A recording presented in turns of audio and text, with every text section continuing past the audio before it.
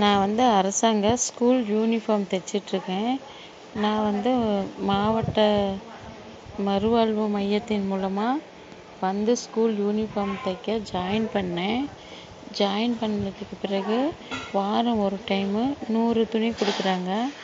பாவாடை, ப்ளவுஸு, சட்டை, pant, bottom, churidar, கோட்டு, tops இது மாதிரி எது வேணாலும் கொடுப்பாங்க. 50 50 100 துணி கொடுப்பாங்க. வாங்கி நம்ம தைச்சி கொண்டுட்டு போய் ஆஃபீஸில் கொடுத்துடணும். அப்படி கொடுக்கும்போது நமக்கு வந்து 6 மாதத்துக்கு ஒருக்கா 6 மாதத்துக்கு ஒருக்கா சேலரி கொடுப்பாங்க.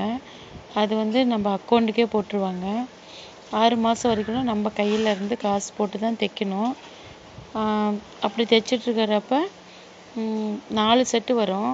ஃபஸ்ட்டு செட்டு, 2வது செட்டு, 3வது செட்டு, 4வது செட்டுன்னு 4 செட்லையும் சேர்த்து நம்ம ஒரு 80,000 ரூபாய்க்கு தைக்கலாம். ஆனால் அது ரொம்ப கஷ்டப்பட்டு தான் தைக்கணும்.